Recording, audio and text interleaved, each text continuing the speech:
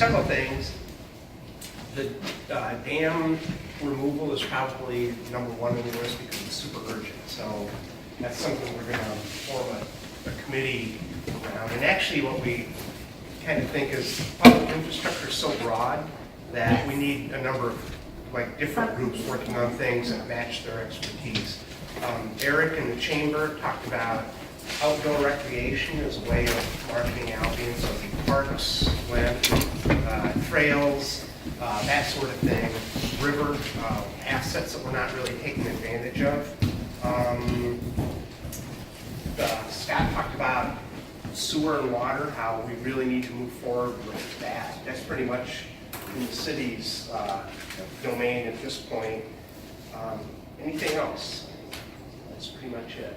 Oh, Wi-Fi. Eric talked about some kind of better internet access, broadband or something for whether it's what Marshall has with their fiber or if it's just citywide Wi-Fi or something to make sure that there's easy access to the internet no matter where people are in the city. So if we need to disseminate information quickly, if there's like a boil water notice, that's something we can use, and almost everyone has some sort of device now that can get on the internet, whether it's a home computer, a smartphone, laptop, whatever it is. That's a quick way to get information out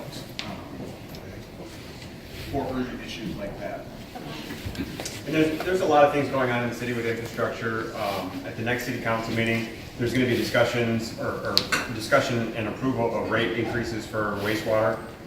It's extremely important for our city at this time. A lot of people forget about all the piping and the infrastructure that goes into doing that. And if we don't have the funding to do those things, that's a serious issue for the city.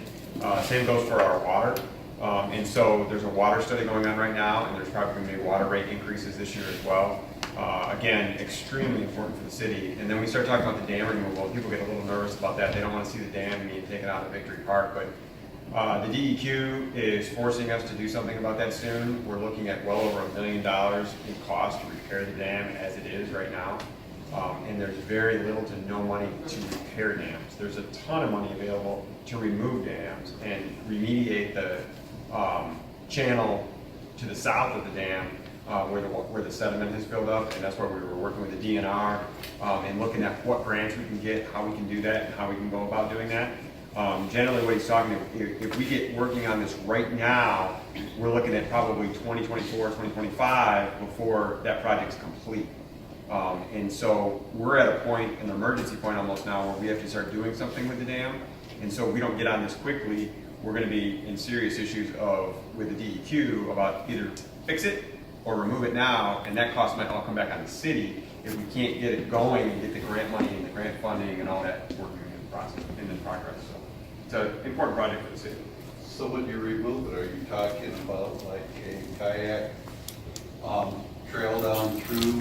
It would be replaced to the actual original riverbed that was there, and so the river would flow naturally through that area just as it did 200 years ago or whenever they put the dam. So, It would make it a lot easier for people to use kayaks and canoes on the river. and that would be the nice part about it. It would really open that up for kayaking, canoeing, and using the river for what it's, for the purpose that people have. It would also greatly help the fish habitat to be able to really move back and forth upstream as they do. And if anybody has any, have trouble visioning what that might look like, if you go to Ceresco over on the west side of Marshall, 12 Mile Road, they took the dam out there, and you can see what it would look like when you're done. And that dam, I think, was quite a bit larger than the dam here, but it would give you that sense of how they remove all of that sediment that's filled in there, and then put the natural soil back in, put grass down, put trees in, and make it look like the river looks downstream further where they don't have that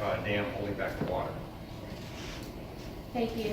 And just a plug for, our being a Project Rising Tide community, we do have technical assistance to do the visioning around educating all those who may be impacted or interested around what that process entails, so that any of those more like residential side of the barriers can be addressed. And I don't know exactly what all that entails. So we have a dam visioning, and then our capital improvements plan will also be updated this year so that the public infrastructure improvements that are needed will be current, and we can apply for the grant funding that we need. And if anyone's interested in what that currently entails, it is available on the city's website right now, and it was updated in 2017.